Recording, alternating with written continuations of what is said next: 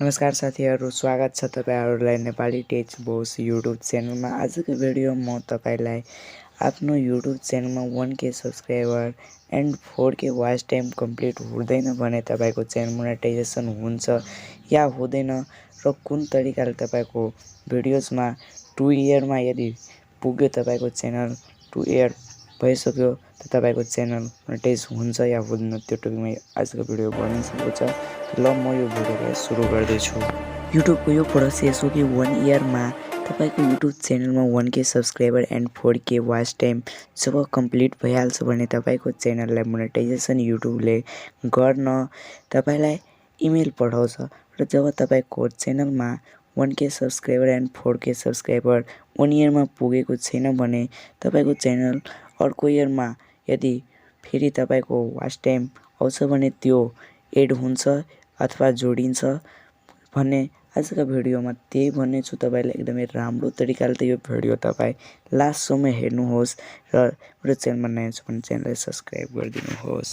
र साथीहरु, तपाईहरुको मनमा पनि यो डाउट आउँछ कि मेरो च्यानलमा 1K subscriber and 4K watch time complete हुँदैन भने हाम्रो च्यानल मोनेटाइजेसन हुँदैन र तपाईको च्यानलमा यदि 1 इयरमा पुगेको छैन भने पनि तपाईको च्यानलमा जहिले पनि तपाईको च्यानलमा 1K subscriber and 4K watch time complete हुन्छ भने तपाईको च्यानल मोनेटाइजेसन हुन्छ र तपाई यो चिन्ता नगर्नुस् कि मेरो च्यानलमा कोही 1 इयर पुगिसक्यो, मेरो च्यानलमा वाच टाइम कम्प्लिट भएको छैन भने अब मेरो च्यानल मोनेटाइजेसन हुँदैन।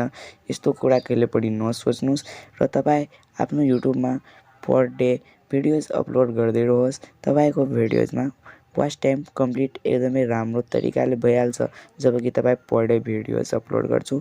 ल अब म मेन फन्डामा आउँदैछु कि कसरी तपाईको 1 इयर पुगिसकेपछि अर्को इयरको वाच टाइम जोडिन्छ। साथीहरु, जब तपाई आफ्नो युट्युब च्यानल क्रिएट गर्छु भने त्यो डेट तपाईको च्यानलको जब एबाउटमा जान्छु त्यो रहन्छ, त्यहाँ गएर तपाई हेर्न सक्छु। यदि तपाई आफ्नो युट्युब च्यानल 2076 मा खोलेको छु, मानौ 2076 वैशाख 1 गतेमा तपाई आफ्नो युट्युब च्यानल क्रिएट गर्यो र तपाईको आज 2077 साल वैशाख 1 गते पुगेर तपाईको युट्युब च्यानल 1 इयर पुरानो भइसक्यो र तपाईको युट्युब च्यानलमा 1K subscriber and 4K watch time complete भएको छैन भने तपाईको च्यानलमा अब के हुन्छ त तपाईको च्यानलमा केही पनि हुँदैन। अब 2077 को नयाँ इयर जुन छ त्योमा जुन वाच टाइम आउँछ त्यो वाच टाइम जोडिन्छ र 2076 को वाच टाइम जुन हुन्छ त्यो घट्दै जान्छ र 2077 मा जति दिन बढ्छ त्यति दिन 2076 को घट्दै जान्छ। यस प्रकारले युट्युबले आफ्नो यो रुल बनाएको छ। यसैगरी तपाई आफ्नो युट्युब च्यानलको कुनै पनि वर्षमा मोनेटाइजेसन गराउन सक्छौ जबकि तपाईको च्यानलमा 1K subscriber and 4K watch time complete हुन्छ भने।